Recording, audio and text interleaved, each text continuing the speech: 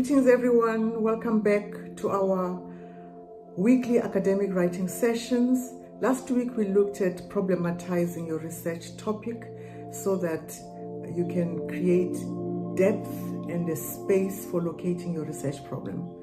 Now we looked at 3 dimensions of a particular problematizing tool which gives perspective to your research, and the first dimension is defining your topic. The second one is giving it a historical perspective by tracing the events surrounding the issues that you're looking at and tracing these events over time, and especially looking at the current time. For instance, we are all touched by the war that is taking place in Iran. Since the 28th of February 2026, life can never be the same.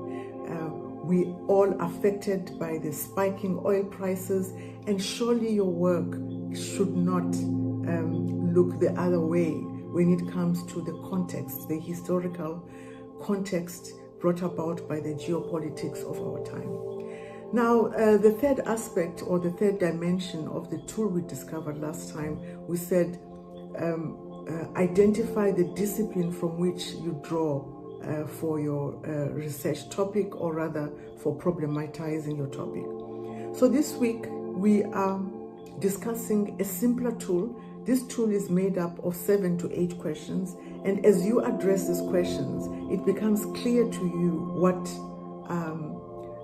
are the dimensions, what are the factors, what are the context, what are the issues that will give your work more depth, so that when you have done your work, at the end, you're able to come up with a set of concepts, solutions, or policy statements that will have impact on society. So the first question you want to address is, what is the practical problem related to your work? Now, this practical problem, as I said earlier, must speak to these geopolitical issues. Second question is, what is the theoretical problem related to your research topic? I cannot overemphasize the importance of coming up with a particular theoretical landscape or lens through which you look at your work, or around which you will try to resolve the problems that your research is addressing. The third question is, why is this a problem and for who?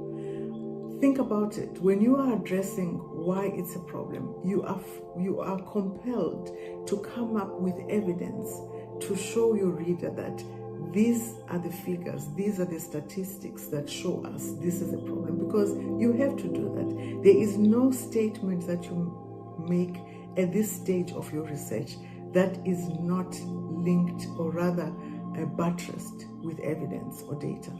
So the fourth question is, what possible assumptions or concepts underpin the problem?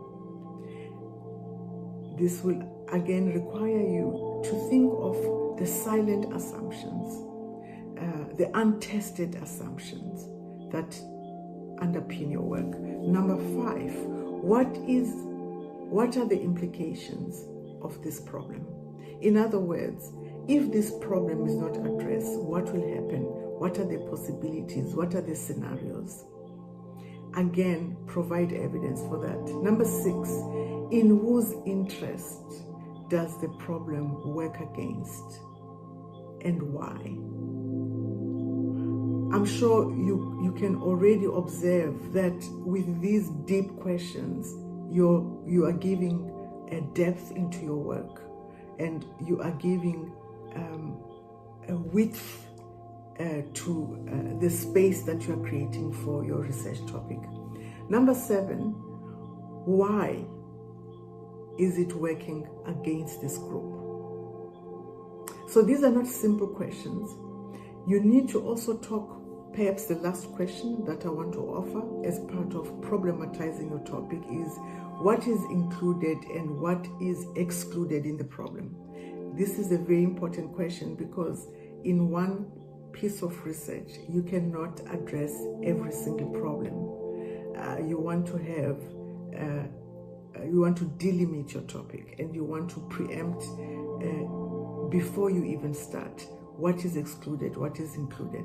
This will also assist you when you are crafting your sampling plan, because your sampling plan needs to speak to exclusion factors and inclusion factors when you are developing, or rather putting together a sampling plan. Let's stop there. You now have 2 tools that you can use for problematizing your work. I even recommend that you use those 2 tools simultaneously, so that you yourself are convinced that you are addressing a researchable topic, a topic that has a sufficient depth, that is not frivolous. All the best. See you next week on Tuesday.